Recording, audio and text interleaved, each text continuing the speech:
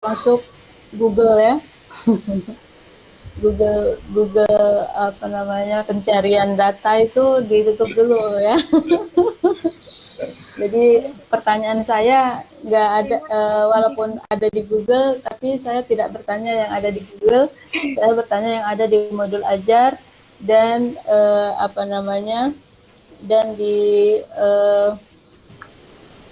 apa di proposal ya, proposal.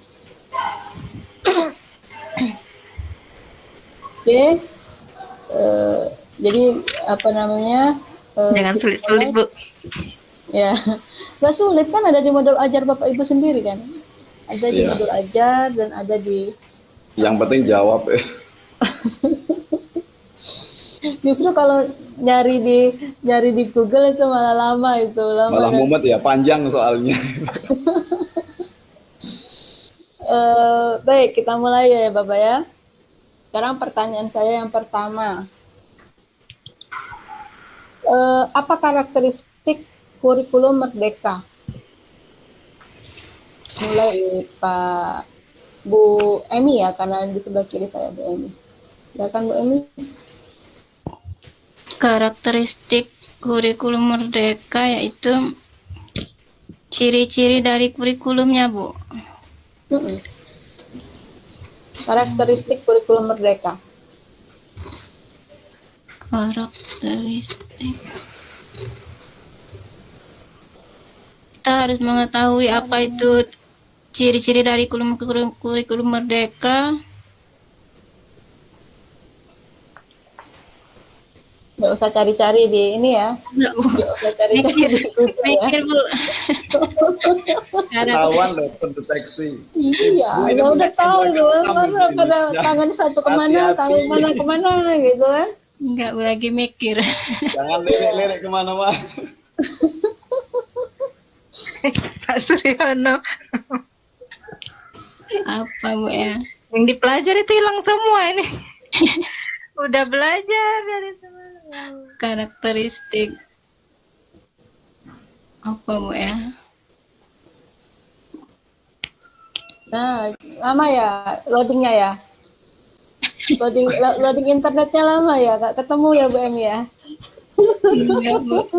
Coba gilir Pak Muhaimin dulu deh biar Bu Emi bisa bisa nyari browsing.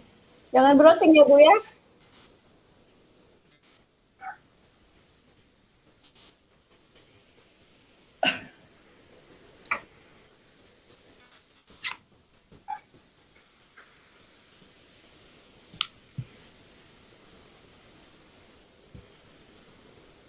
Udah aja. Sering saya bahas kan? Kan kemarin waktu Laka Karya kan sering saya bahas. Hampir setiap hari saya mengatakan apa itu karakteristiknya. Suryani? Kalau menurut saya, Bu, kurikulum Merdeka kan ya bukan dalam artian bebas gimana, Bu ya. Ini semua difokuskan kepada peserta didik, diserahkan kepada peserta didik untuk menyalurkan minat serta bakat kreativitas yang ada pada diri peserta anak didik itu sendiri. Dan kurikulum Merdeka ini acuannya atau mengutamakan mengarah kepada profil pelajar Pancasila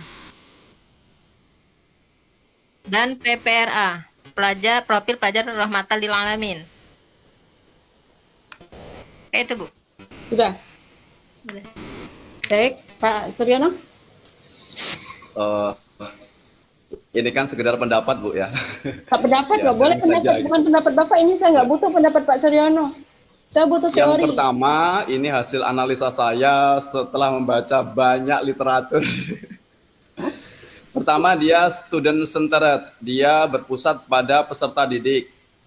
Jadi sumber belajar ini berbeda dengan K13, dia orientasinya adalah bagaimana kita membangun karakter peserta didik. Nah, jadi guru di sini bukan lagi sebagai pusat pendidikan, tapi adalah student centered. Jadi siswanya sebagai pusat pendidikan. Jadi guru ini sebagai fasilitator. Kemudian sistemnya dia ini elastis. Ya, elastis ini Elastis. berarti dia tidak ketat gitu kan. Berarti kondisional. Disesuaikan dengan kondisi peserta didik, baik bakat maupun minatnya, kesiapannya, kemudian juga kesiapan dari sekolah atau tingkat satuan pendidikan, juga bagaimana kesiapan dalam menerapkan teknologinya. Kalau memang sekolah itu belum siap, ya maka tidak memaksa. Nah, seperti itu. Maka yang diutamakan adalah bagaimana sistem kurikulum merdeka ini memberikan kebebasan seluas-luasnya, walaupun dengan dengan aturan yang jelas, tetapi di sini memberi keleluasaan tingkat satuan pendidikan untuk mengembangkan potensi yang ada di daerahnya masing-masing, seperti itu. Itu yang saya pahami. Kemudian dia kurikulum merdeka ini dia dominan kepada critical thinking, lebih mengutamakan kepada nalar kritis siswanya. Makanya kemudian diutamakan dengan model-model pembelajaran sebagai bentuk latihan dalam problem solving atau menyelesaikan masalah. Maka muncullah beberapa soal, kontennya itu adalah soal HOT, High Order HOTS, High Order Thinking Skill. Nah, belajar bahasa Inggris. Kemudian kurikulum merdeka ini dia kontennya itu saya perhatikan, saya banding-bandingkan. Ini dia kontennya sangat ringkas sekali. Ternyata materinya ada beberapa materi bab itu yang dikurangi dari kurikulum 2013. Karena dia orientasinya adalah kepada substansinya. Bagaimana siswa itu setiap babnya itu tuntas, bisa menyelesaikan permasalahan. Kemudian bagaimana materi-materi yang diajarkan ini bisa memberikan pemahaman bermakna sehingga bisa diterapkan dalam kehidupan. Jadi bukan kita dilelahkan dengan materi-materi yang begitu banyak seperti di kurikulum 2013. Ya, seperti itu, Bu. Itu hanya analisa singkat ya. Bu Emi udah ketemu yang dari Google-nya? Enggak nyari, Bu.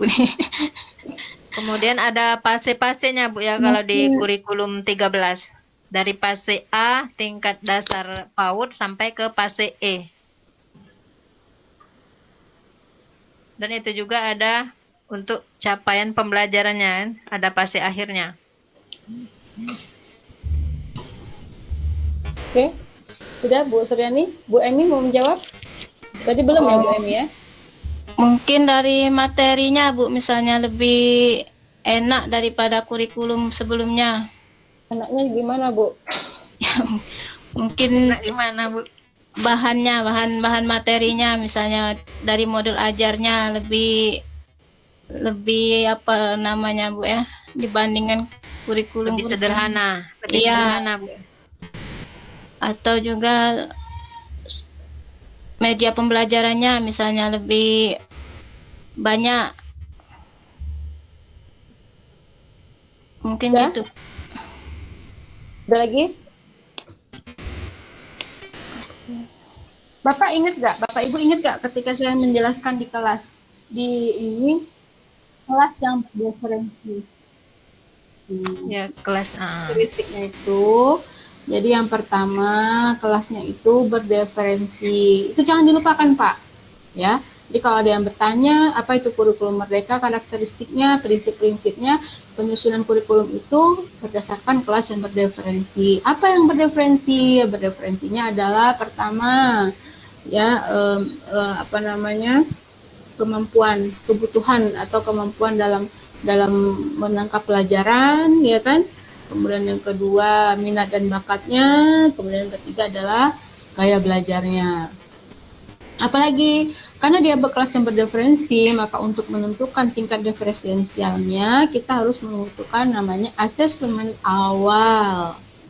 Katanya saya sering banget ngomong ini di kelas selama kita video conference. Ada nggak saya ngomong ini? Ada? Ya, Bu. Berkali-kali, Bu. Nah, jadi kalau bisa dilupakan itu karakteristiknya gitu kan. Karena tegang ini ngadapi Ibu. Orang Ini ketemu saya tiap sering. hari kok. Tiap hari selama lokakarya. Masa tegang? Beda, Bu, ini mah ujian. Saya kan nggak kayak orang ujian kan, kayak biasa kan saya Apa saya ngomong beda? Enggak Udah kan? belajar Dengan ibu semalam. yang baik hati. Jadi yang kedua, jadi ingat ya Pak ya, nanti kalau ada pertanyaan yang seputar itu yang Tak catat ya Bu ya, tak catat Oke. ini. Ya, terus yang keduanya itu adalah asesmen awal. Ya, ada asesmen awal untuk menentukan referensi kelasnya itu. Bedanya asesmen di K13 dengan asesmen di kurikulum Merdeka, kalau di kurikulum Merdeka, asesmen itu digunakan tidak hanya untuk menentukan ketuntasan belajar anak, ya kan?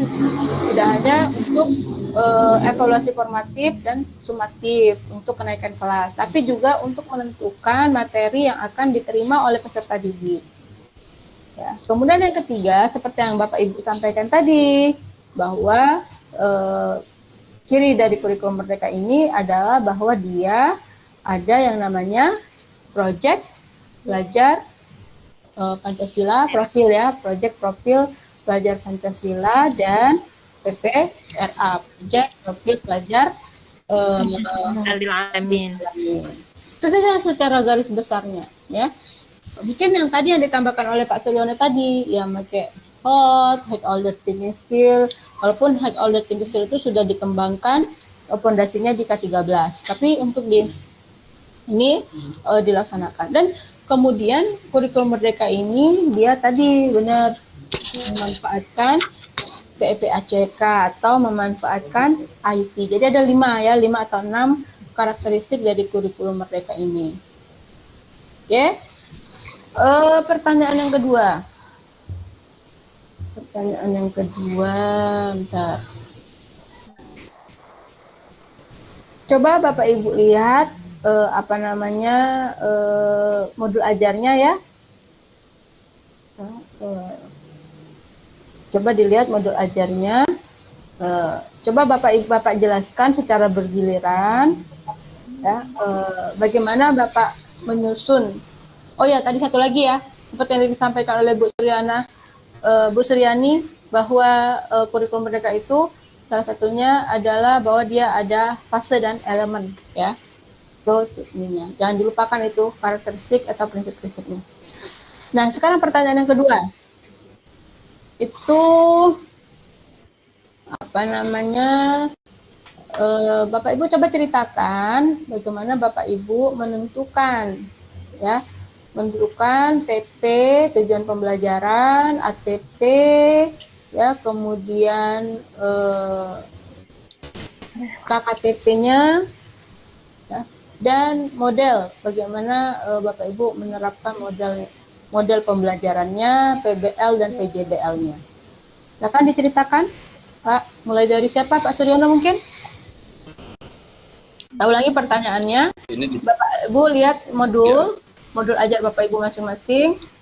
Nah, di situ Bapak Ibu coba direnungkan lagi bagaimana Bapak Ibu menyusun TP-nya, ATP, KKTP, dan bagaimana Bapak Ibu menerapkan PBL dan PJBL-nya. Ya, silakan dari siapa nih? Dari Pak Suryono mungkin ya? Ya. Silakan Pak.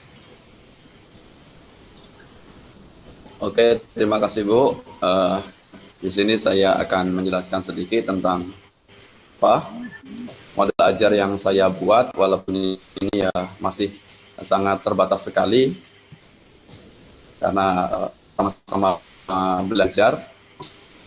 Ini adalah kelas 8, yaitu fase D. Ini secara ringkas saja Bu ya. Ya. Ya. Ini CP ini adalah sebagaimana yang dijelaskan capaian pembelajaran atau apa yang sudah ditetapkan oleh pemerintah. Kalau Ibu Christina kemarin menyebutkan, yang saya ingat itu CP ini adalah sebagai kitab sucinya gitu. Ya, panduan dari pemerintah yang nggak boleh kita ubah-ubah gitu kan. Target yang sudah ditentukan oleh pemerintah itu namanya CP, capaian pembelajaran. Ya. Nah, CP ini adalah peluburan yang saya baca itu peluburan dari KIKD. Nah, CP ini kemudian CP ini masih bersifat abstrak ya. Kemudian nanti akan mewujud dalam bentuk konkret gitu kan. Ya, jadi dan bisa dipraktekkan. Ya. Ini dalam modul ajar yang saya ini nggak di screen ya Bu ya?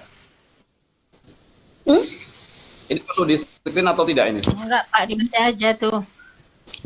Nggak usah, dijelaskan aja. Ya. Oh, ringkasnya aja ya. Oke. Ya. Nah, modul ajar yang saya buat ini kompetensi awal mampu membaca Al-Quran dan hadis.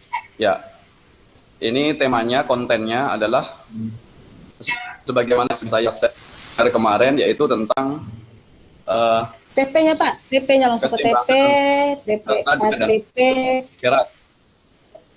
Ya, kontennya atau materinya yaitu keseimbangan dunia dan akhirat, yaitu hadis riwayat Muslim dari Abu Hurairah dan hadis riwayat Muslim dari Mustaurid. Dari CP tadi kemudian kompetensi inti yang saya baca dari kitab suci tersebut ada TP namanya. Ya, TP itu membaca, menghafal, memahami dan menganalisis tentang adanya kehidupan dunia yang sementara dan akhirat yang kekal. Seperti hadis riwayat Muslim dari Abu Hurairah dan hadis riwayat Muslim dari Mustaurid bin Shaddad. Nah, jadi target yang akan dicapai dalam proses pembelajaran di kelasnya itu bisa kita bagi sesuai dengan pertemuan, berapa waktu, alokasi waktu yang kita butuhkan. Ini kondisional sesuai dengan keadaan siswanya. Target pertama itu siswa bisa melafalkan, kemudian bisa menghafal tentang hadis kehidupan atau keseimbangan antara dunia dan akhirat. Kemudian kalau itu sudah tuntas, dilanjutkan dengan bagaimana siswa bisa memahami dan menganalisis tentang adanya kehidupan dunia dan akhirat. Kemudian yang pertemuan berikutnya yaitu peserta didik mampu mengomunikasikan. Artinya antara hadis dengan ayat Al-Quran itu bagaimana kita bisa memahaminya secara menyeluruh atau secara utuh, sehingga memberikan manfaat dampak yang positif. Ya, ini ada kegiatan belajar duluan. Seperti biasanya ada kegiatan inti. Ya, siswa mengamati, menanya, mengeksplorasi, kemudian mengolaborasi dan mengkomunikasikan. Kemudian pada penutup ini ada refleksi. Kemudian guru memberikan tugas. Ya, kemudian juga ada asesmen. Asesmen itu yaitu penilaian, bisa dalam bentuk asesmen formatif ataupun sumatif. Ya, ini dalam bentuk bisa kuantitatif atau kualitatif. Kemudian ada pengayaan dan remedial. Pengayaan ini adalah bagi siswa yang sudah mencapai target dengan menambah literasi untuk meningkatkan kompetensinya biar lebih bagus lagi, biar mantap lagi. Kemudian ada remedial bagi. Dan modul ajar ini juga dilengkapi dengan pertanyaan pemantik. Ibaratnya pertanyaan pemantik ini sebagai pertanyaan pemanasan seperti itu. Ya, ingin mengetahui bagaimana kesiapan peserta didik dengan kita memberikan feedback atau pertanyaan umpan balik, kita jadi bisa mengukur bagaimana kondisi siswa nantinya. Kita ingin mengetahui materinya kira-kira sudah dipahami atau belum. Jadi dengan adanya pemantik ini memudahkan guru dalam mengidentifikasi atau menyampaikan materi di kelas seperti itu. Itu gambaran singkatnya, Bu. Ya. Dilanjut dengan Bu Suryani. Ya, Bu.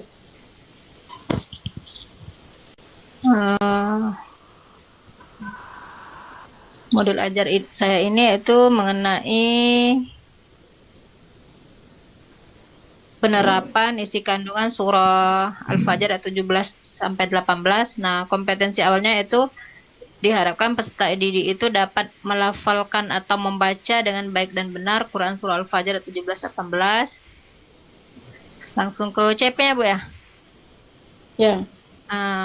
CP-nya yaitu peserta didik mampu menghafal, melafalkan, memahami, mengomunikasikan menganalisis arti dari isi kandungan Al-Quran secara tekstual dan kontekstual. Apa yang telah disampaikan Pak Suryono tadi, ini memang sudah ketentuan dari atas Bu ya, CP-nya. Nah, kemudian setelah adanya CP dikembangkan menjadi turun ke TP atau tujuan pembelajaran. Nah, setelah adanya CP tadi, yang pertama yaitu TP-nya memahami. Nah, peserta didik tadi diharapkan untuk bisa memahami isi kandungan materi atau isi kandungan ayat Al-Quran tentang sikap peduli tadi.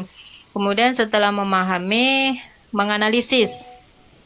Nah, setelah adanya CP dan TP, kemudian kembali ke KKTP, yaitu kriteria ketercapaian tujuan pembelajaran. Nah, di sini turun menjadi melihat KKO-nya menjadi yang pertama dari memahami dan menganalisis tadi.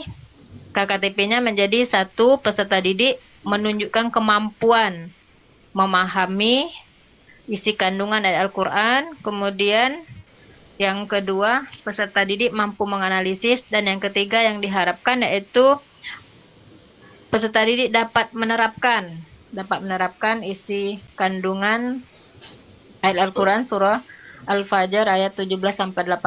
Nah, di sini juga ada asesmennya itu dari awal pembelajaran, saat proses pembelajaran, dan akhir pembelajaran. Dan di sini juga saya sertakan adanya pertanyaan pemantik agar bisa memancing atau bisa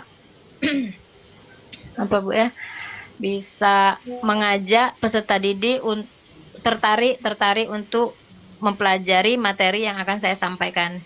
Misalnya saya menanyakan pengertian tentang kepedulian sosial atau apa pentingnya mempelajari tentang sikap peduli sosial. Jadi mereka tertarik dengan sebelum masuk materi, dengan adanya pertanyaan pemantik, mereka akan tertarik untuk mempelajari materi yang akan dibahas.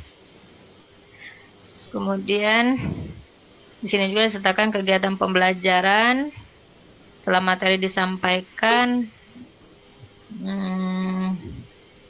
Ada pembelajaran diferensiasinya. Jadi di sini muncul setelah ada pembelajaran atau pembahasan materi tadi, di sini kelihatan Bu ada diferensiasi siswanya. Untuk peserta didik yang sudah memahami materi, artinya dia bisa mempelajari atau mengeksplorasi pelajaran atau materi ini lebih jauh. Disarankan untuk membaca materi, menganalisis, serta menerapkan tentang isi kandungan ayat Al-Quran surah Al-Fajr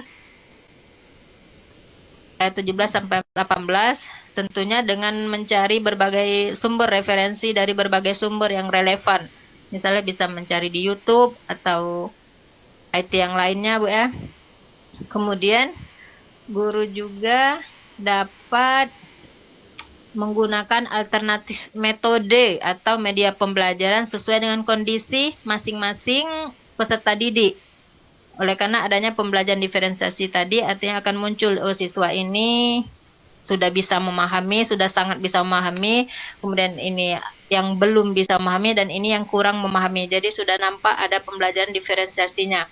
Kemudian dengan adanya kondisi tersebut, dengan adanya alternatif metode atau media pembelajaran yang sesuai dengan kondisi tersebut, pelaksanaan pembelajaran menjadi lebih menyenangkan sehingga tujuan pembelajaran itu bisa tercapai.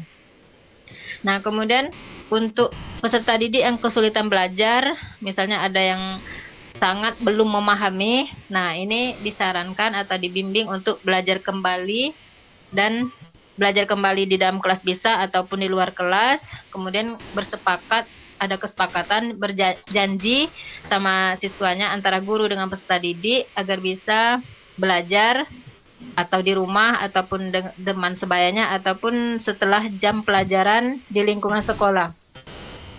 Kemudian setelah adanya diferensiasi, ini ada refleksi dari guru untuk peserta didik. Ada pertanyaan ini Bu ya, di refleksi gurunya. Kemudian kalau asesmen awal mungkin pertanyaannya seperti ini Bu, saya buat. Misalnya mengenal pengertian peduli sosial, apakah mereka sudah atau belum memahami, kemudian menyebutkan contoh bentuk peduli sosialnya itu sebelum masuk materi.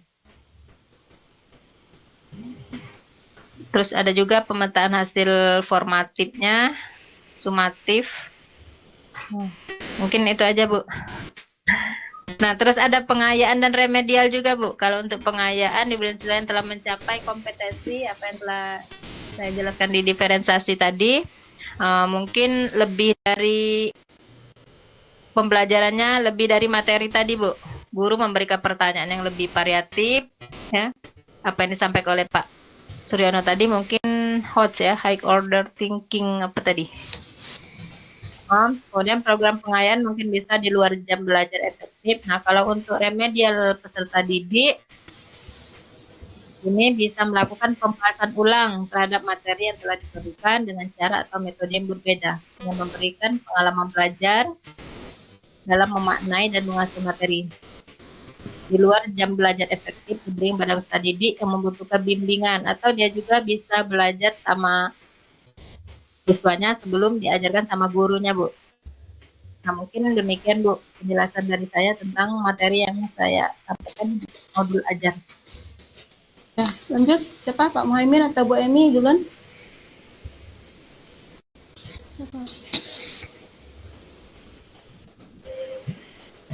Ya, Ya, Bu Emi silakan. baiklah Bu, saya akan menjelaskan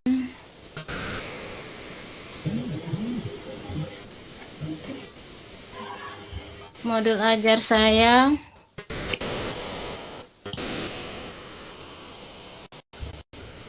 Di sini saya mengambil pelajaran Al-Quran Hadis pada kelas 8 MTS, yaitu pada kompetensi awalnya peserta didik sudah bisa membaca Al-Quran dan sudah mengenal arti tajwid, dan adapun CP-nya saya ambil dari KMA dan tujuan pembelajarannya juga itu memahami dan menganalisis hukum bacaan mad iwad, mad layin dan ma'arid li sukun agar terbiasa membaca Al-Quran dengan baik dan benar.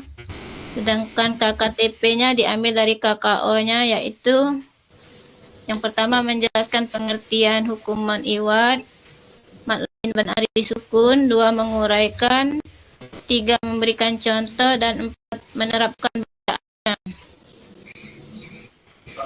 Selanjutnya ada pemahaman bermakna di sini, yaitu peserta didik mampu memahami hukum bacaan mad iwad, mad layin dan ma'arid li sukun, dan yang kedua peserta didik sudah mampu memperbaiki kesalahan dalam membaca dalam bacaan panjang dan pendek.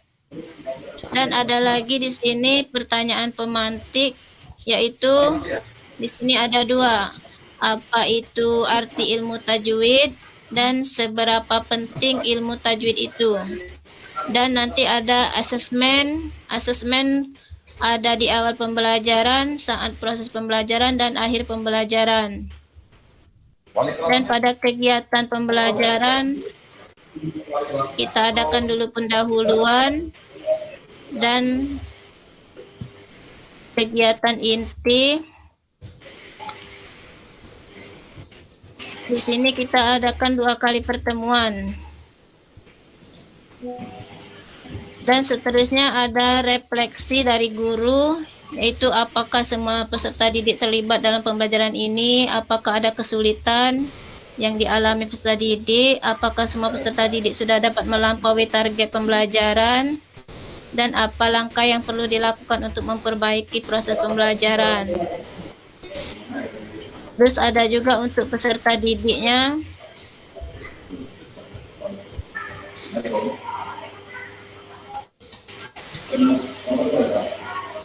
Adapun asesmen awalnya, yaitu apa yang kamu ketahui tentang hukum mad iwad, mad layin dan ma'arid li sukun. Terus ada asesmen formatif dan asesmen sumatif. Dan langkah selanjutnya yaitu pengayaan dan remedial. Pengayaan di sini yaitu diberikan kepada peserta didik yang telah mencapai kompetensi, sedangkan remedial yaitu diberikan kepada peserta didik yang belum mencapai kompetensi.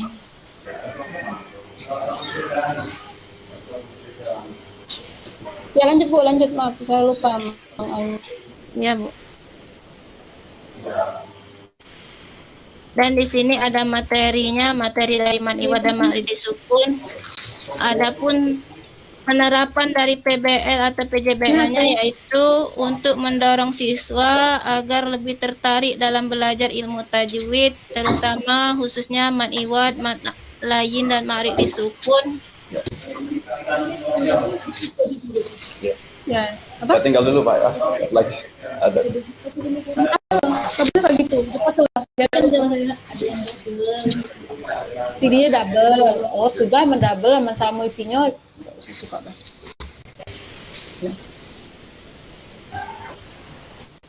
Sudah Bu Emi? Ya, Kak Muhaimin? Saya kira itu saja Bu. Ya, silakan Kak Muhaimin.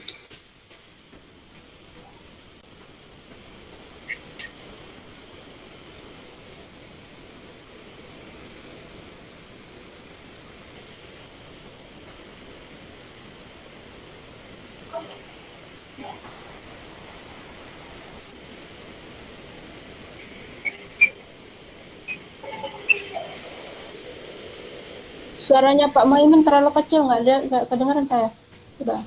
Nah ya.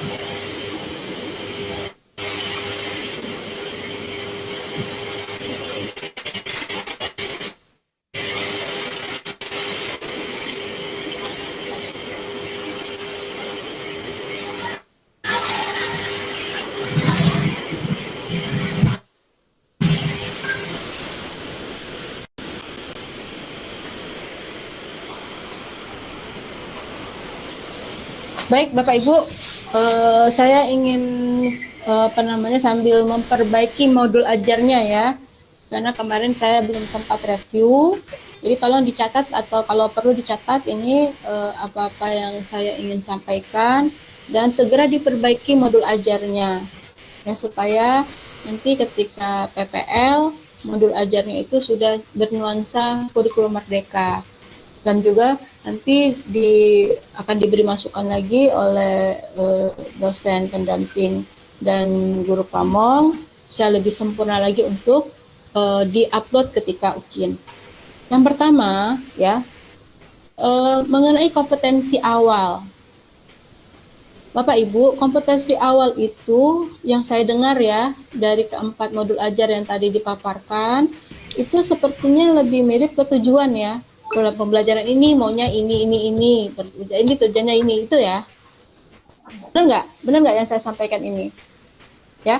Nah, sebenarnya kompetensi awal itu bukan itu maksudnya Bapak Ibu. Kalau yang seperti itu masih K13. Ya. Jadi apa yang diisi di kompetensi awal itu diisi yang kita kemarin yang LK pertama itu loh. Yang hasil observasi Bapak Ibu terhadap kebutuhan kesiapan belajar siswa, minat dan bakat siswa, kemudian gaya belajarnya. Itu yang diisi. Jadi kompetensi awalnya itu di situ.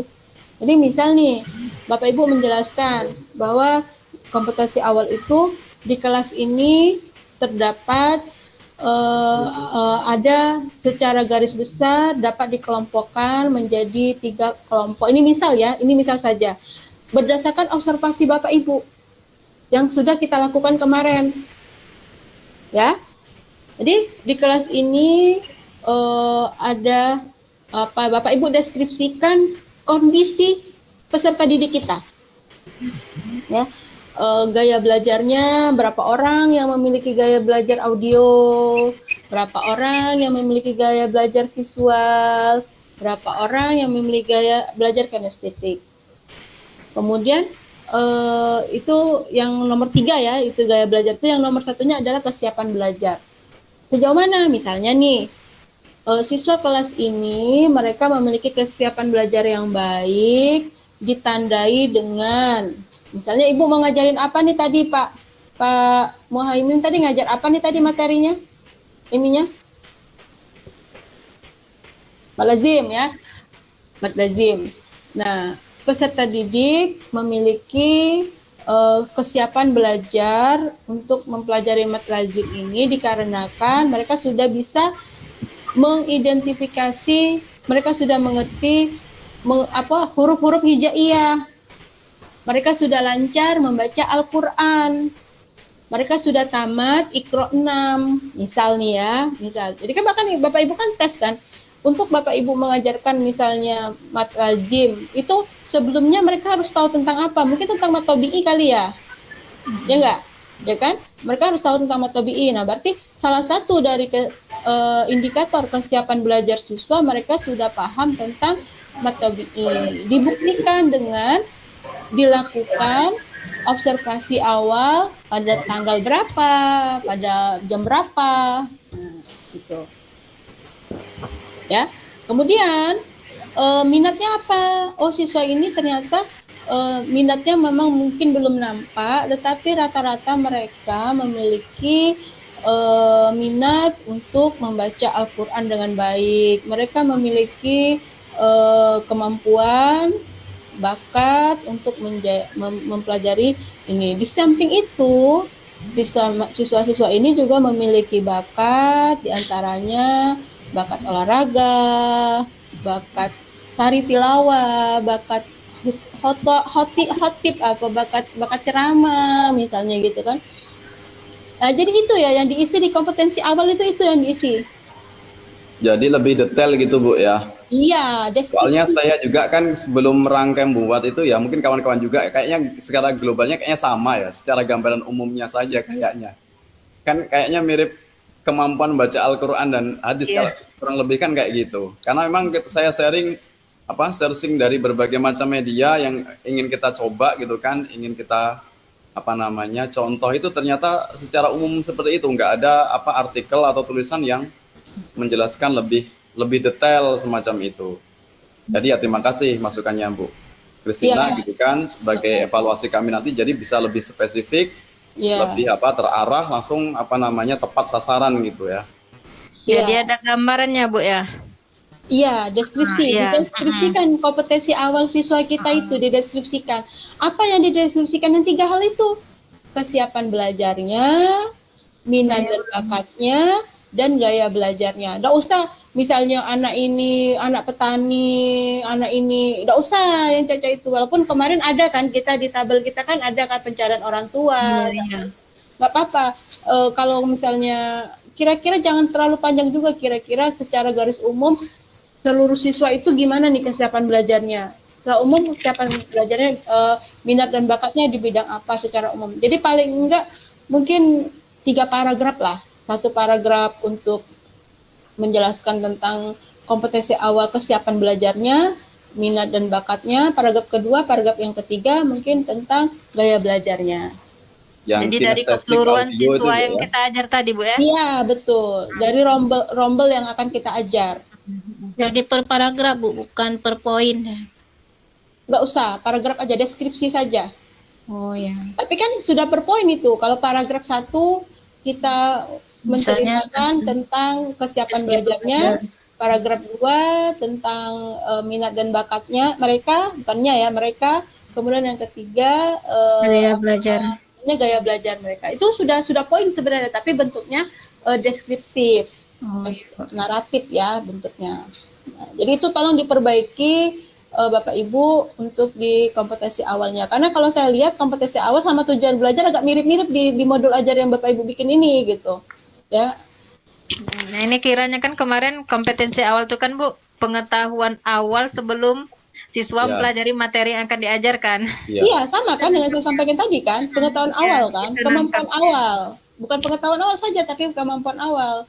Apa yang kemampuan itu ya kesiapan belajar mereka itu. Kesiapan belajar mereka itulah menceritakan tentang kemampuan awal mereka.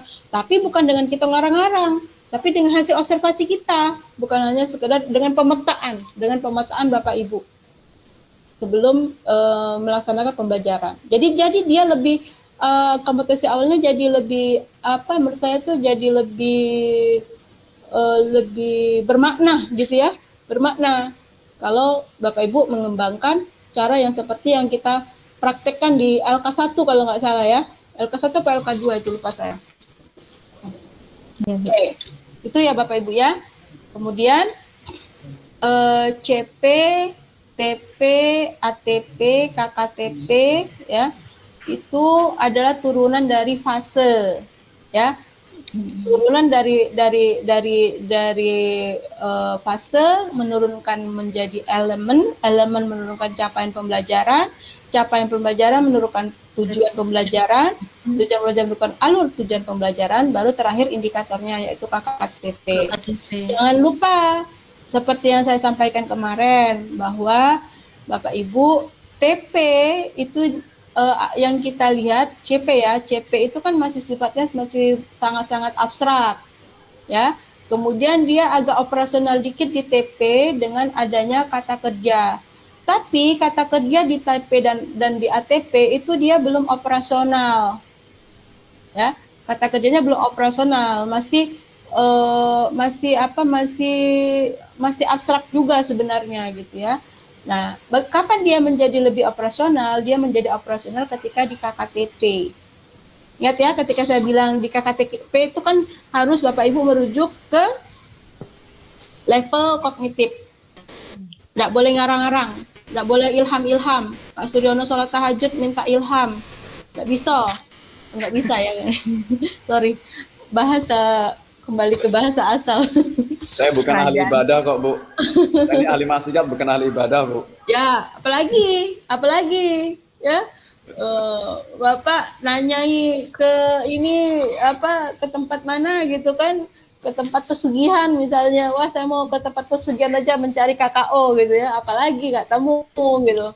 Lihatnya di mana? Lihatnya di level. Nah, dan itu berhubungan dengan hot ya, artinya kalau bisa levelnya itu jangan level 1, level 2 ya Bapak Ibu ya. Coba dicari kata yang sama, tapi kalau misalnya memahami itu memang level 2 ya apa boleh buat, berarti memang masih level 2 ya. Ikuti. Jadi TP itu dia kata kerjanya level kognitifnya belum ya. Jadi Bapak Ibu untuk menentukan kata TP-nya kembali ke tabelnya belum. Kalau memahami itu masih dipakai untuk level 2, boleh nggak apa-apa level 2 karena memahami masih level 2. Tapi dilihat dulu level 4, level 5-nya ada nggak memahami. Kalau ada, ambil yang lebih tinggi. Ya, ambil yang lebih tinggi. Karena itu penilaiannya harus tadi itu yang disebut oleh Pak Suryono tadi, high order thinking skill. Dan high order thinking skill itu levelnya 3 ke atas. Ya. Itu harus diperbaiki nanti model ajarnya ya. Kemudian TPACK jangan lupa. Nah, sekarang saya mau tanya nih, apa kepanjangan dari TPACK, Pak Muhaimin?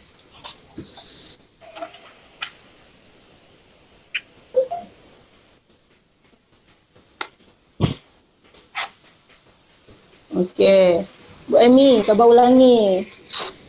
Technological, pedagogical, contents, knowledge. Bu Suryani, coba diulangi. Technological, pedagogical, content, Jangan baca, knowledge. coba jangan baca Bu Suryani. TPACK, nak diingat dulu Bu. T teknologikal, P pedagogical, C content, K knowledge. Bukan kenau ya. Knowledge. Knowledge aja nggak kenau ya, betul lalu ke depannya. Coba Pak Suryono lebih fasih bahasa Inggrisnya. Technological, pedagogical, and content knowledge. Ya Allah. Nggak ada N-nya ya, nggak ada N-nya. Pak namanya. Disuruh fasih tapi salah. Technological, pedagogical, Content knowledge. Nggak ada pedagogical, technological, and content, nggak ada N-nya ya. Jadi itu Ya, salah makna Bu satu nantinya kata. kalau ada N-nya. Ya, nggak ada N-nya. Nah, sekarang saya mau tanya nih, di bagian mana terlihat TPACK di dalam modul ajar Bapak Ibu? Siapa angkat tangan? Siapa yang bisa jawab? Mau jawab? Ya, Bu Emi. Di CP-nya itu Bu, kan kita ngambilnya dari KMA, berarti harus buka dulu itunya, IT-nya. Harus tahu IT-nya, CP-nya, CPTP-nya. Nggak ada nama. Ya udah, nggak apa-apa, namanya kosongkan, namanya kosongnya, tapi tulis ini judulnya. Terus Bu, di mana? Di CP aja? Ada di tempat lain? CPTP juga Bu. Kan sudah buka kan di ini lainnya. Ya, dari fase elemen, terus CP dan TP-nya. Kita kan tidak bisa menentukan sendiri, Bu. Itu ya kurang tepat. Ada yang mau menambahkan? Ini Ada yang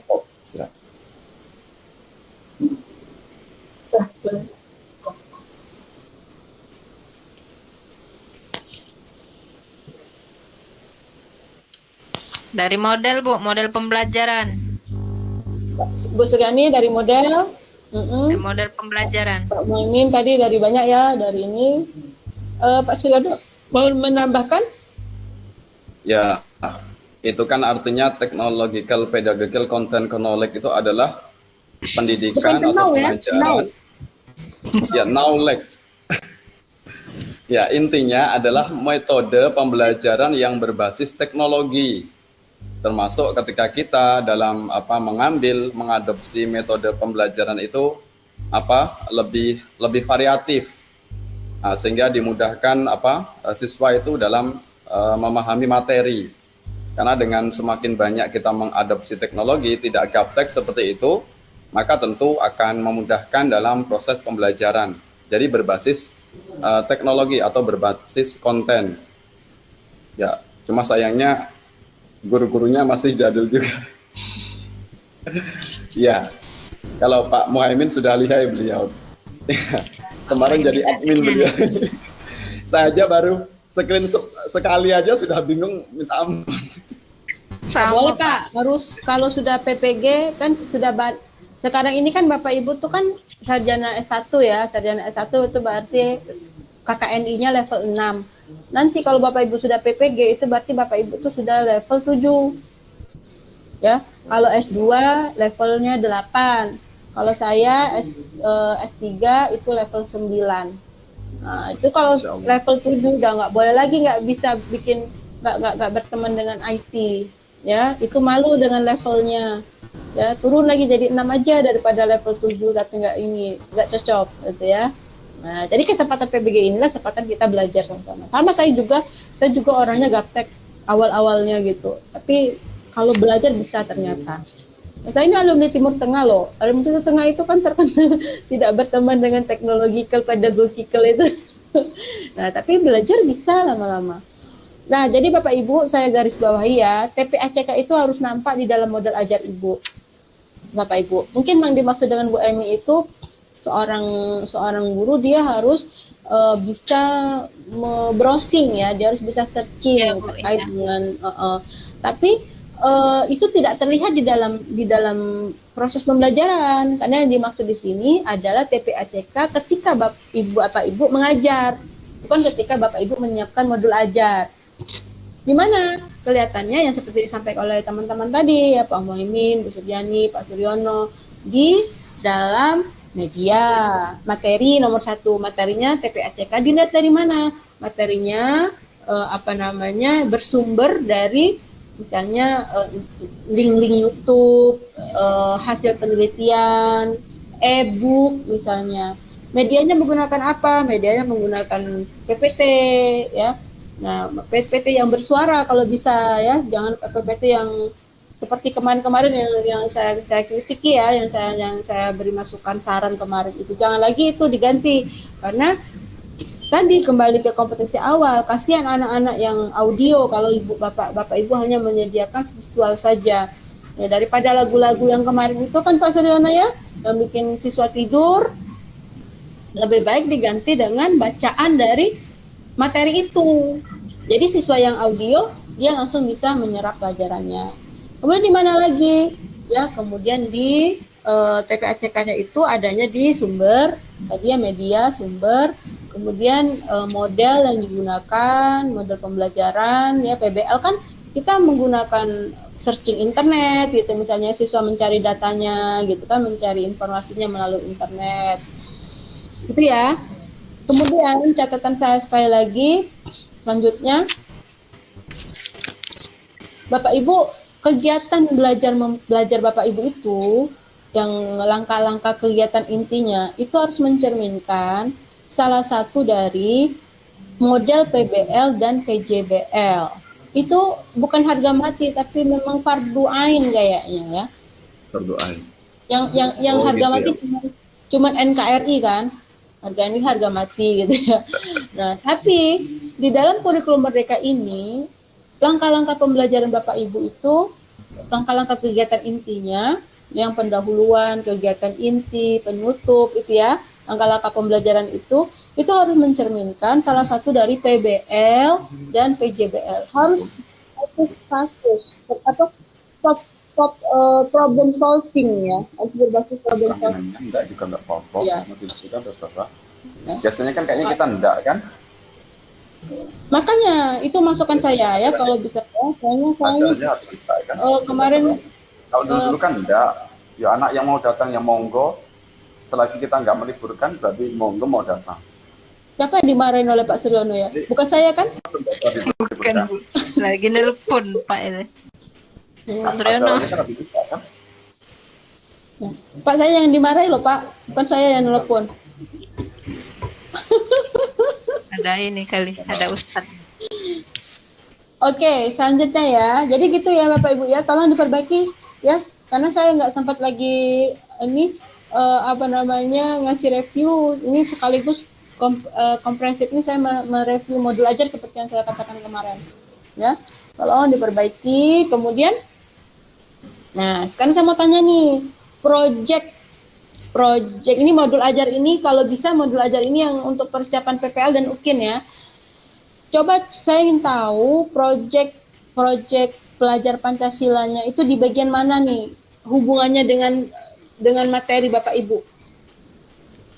Bagaimana bentuk proyek profil pelajar Pancasila, baik proyek P5 dan PPRA di dalam yang berkesesuaian dengan materi Bapak Ibu? Coba Pak Muhaimin, materinya apa tadi? Nah, gimana mat lazim itu bisa menjadi proyek P5 PPRA?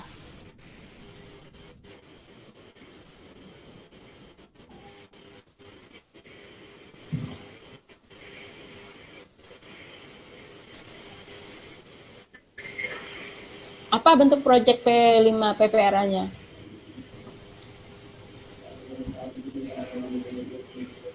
Bukan proyek kalau baca Al-Quran. Apa yang proyek itu kan harus menghasilkan produk loh Pak. Baik produk itu bersifat kegiatan atau bersifatnya bentuknya itu prosesnya atau ininya. Misal nih ya, kalau kemarin Pak Supardi itu dia tentang infak sedekah misalnya ya, infak sedekah. Dia proyeknya sisanya itu dia disuruh bikin peringatan 17 Agustus. Nah, di peringatan 17 Agustus tuh dia minta siswanya itu untuk membuat semacam sumbangan gitu. Nah, itu kan infak kan, nyambung nih dengan materi ajar kita.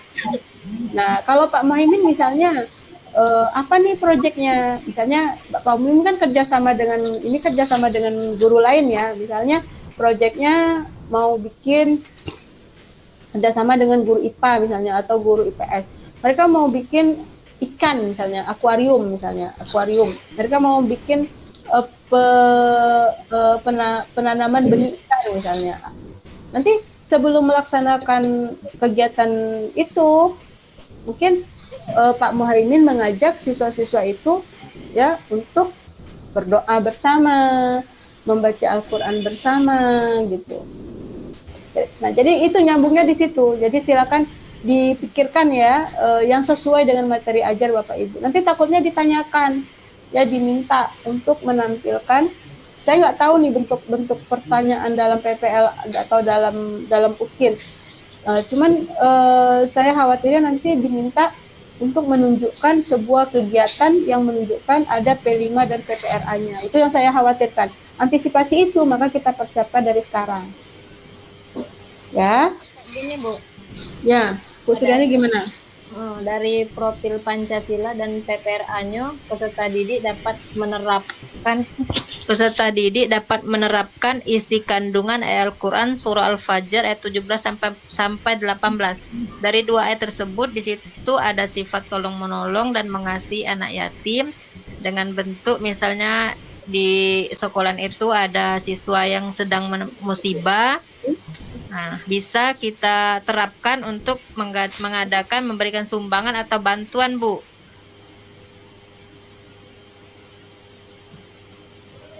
Bu, silakan, Bu. Nah, nanti pada akhirnya timbul pemahaman bermakna, yaitu mengajarkan siswa peduli sosial kepada teman sebayanya atau teman sekelasnya yang ketika ada musibah dan juga ada bisa yang mengalami orang tuanya meninggal itu Bu. Nah, bisa Bu Suryani itu. Tinggal ditonjolkan bentuk proyeknya ya. Ditonjolkan bentuk proyeknya apa, kemudian dia mengandung nilai apa dari PPRA dan dari P5 itu.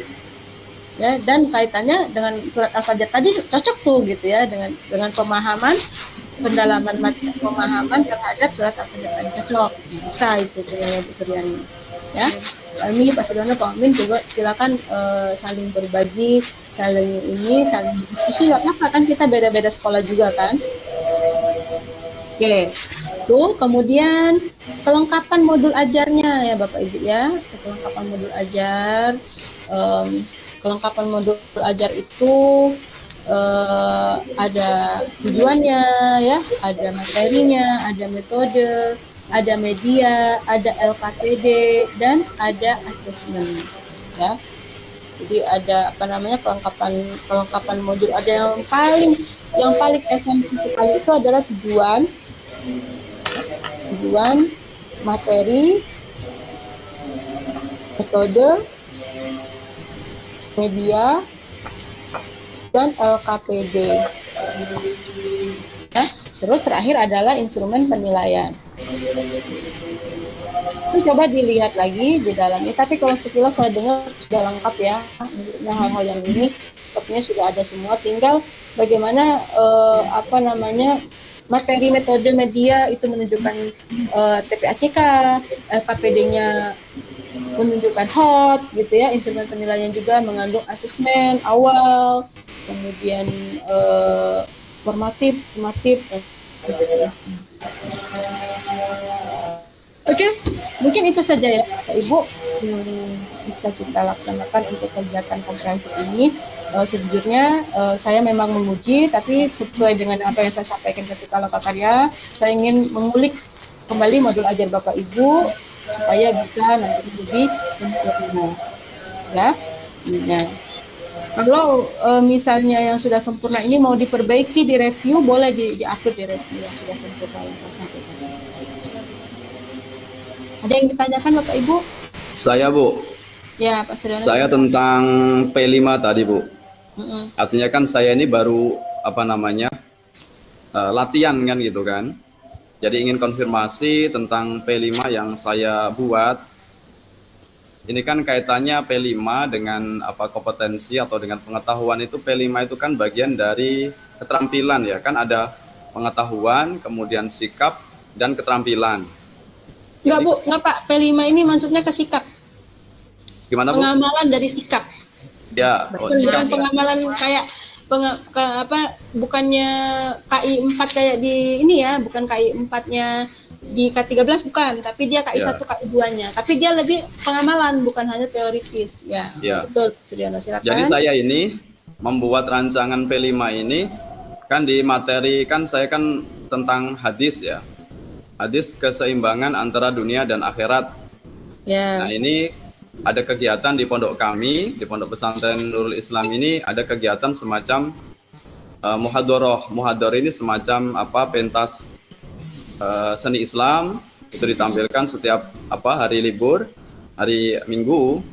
Itu jadi ada siswa yang latihan pidato, sholawat, dan sebagainya. Nah, jadi konten dari keseimbangan dunia dan akhirat ini nanti bisa memberikan kebermanfaatan ketika menjadi materi tausiah. Nah, seperti itu. Jadi dengan adanya pidato ini bisa mengaplikasikan tentang P5 materi tentang hadis keseimbangan dunia dan akhirat. Nah, ya, itu yang bisa Pak. Jadi intinya gini ya Bapak Ibu ya.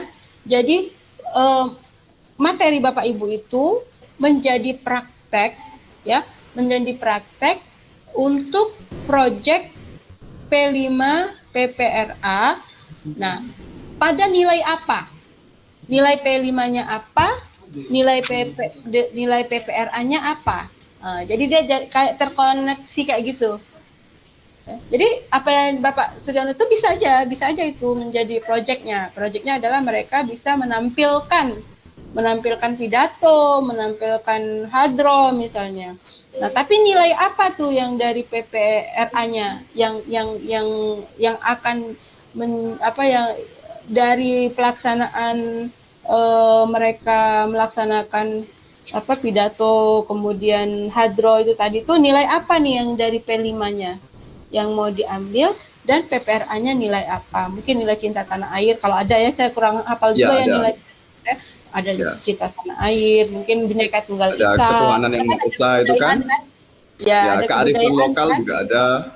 Oh, bisa itu. Jadi intinya gitu. Jadi dikaitkan antara materi dengan nilai P5 dengan nilai PPRA dan project itu tadi.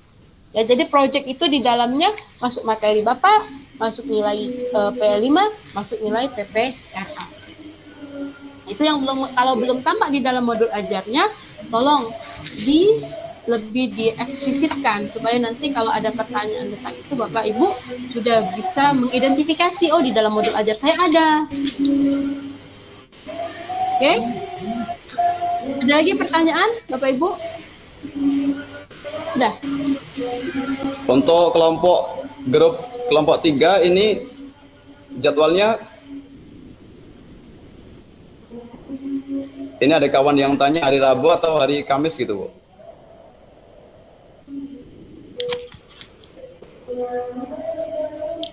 Bu, suaranya Bu.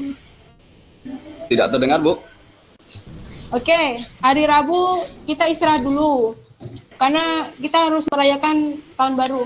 Tolong ini. Ini Pak, ini Bu.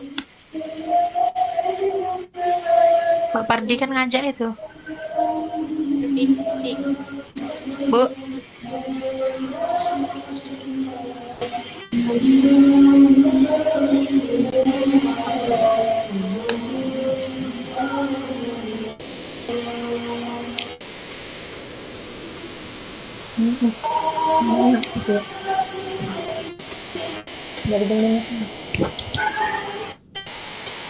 Baik, Bapak Ibu ya, sekali lagi ini Bu, Hmm? kan pelaksanaan PPL-nya kapan, Bu?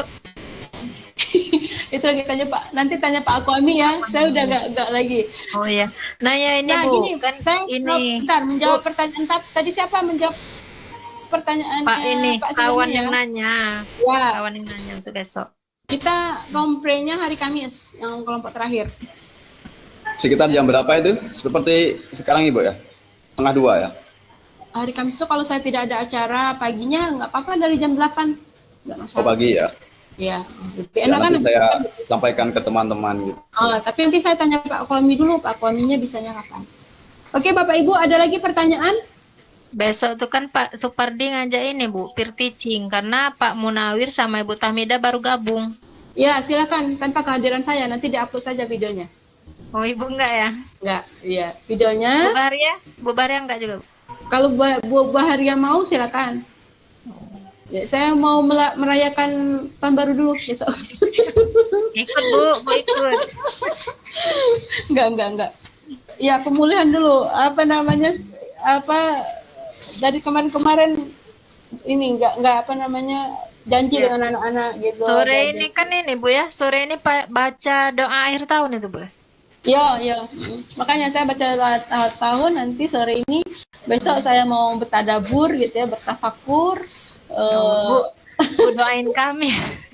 Ya tenang, nanti saya doakan semua. Iya. Asal tadi modul ajarnya diperbaiki ya. Iya. Baik, Bapak Ibu, itu saja mungkin. Ya, ini mungkin perpisahan kita ya.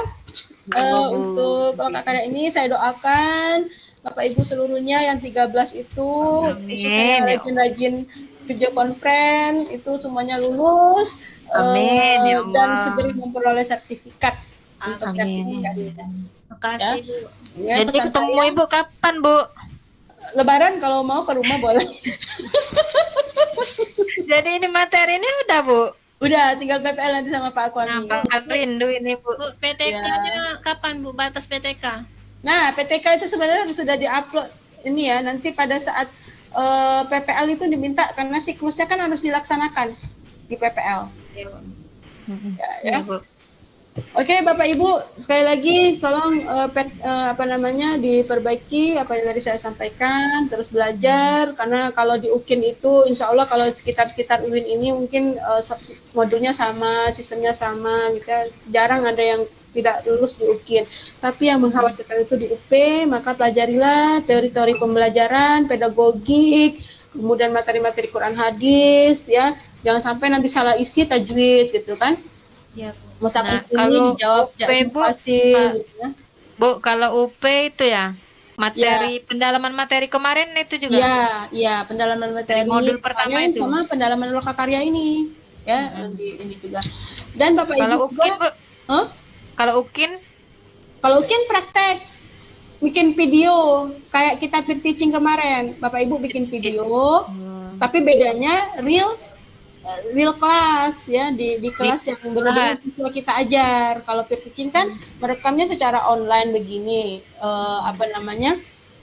di dalam secara online dengan teman yang sejawat kita ya, teman sebaya kita sama guru. Tapi nanti kalau di PPL direkam juga, tapi yang direkam adalah praktek Bapak Ibu mengajar di kelas dengan siswa yang betul kita ajar dengan modul ajar yang ini yang sudah kita bahas berkali-kali ini. Oh, iya. Ya. Tuh mungkin ini di akhir saya ingin menyatakan mohon maaf kalau pelayanan saya kurang gitu ya, kalau saya kurang maksimal, ya sering sakit-sakit. Terima kasih ilmunya Bu, luar biasa. Ya, gitu ya, mudah-mudahan. Alhamdulillah dapat ilmu dari Ibu. Untuk kita semua, ya mari kita tutup dengan lafaz hamdalah. Alhamdulillah. Amin. Bila taufiq wal hidayah. Wassalamualaikum warahmatullahi wabarakatuh. Waalaikumsalam. Ya, saya akhiri ya panggilannya Bapak Ibu ya. Ya, Bu.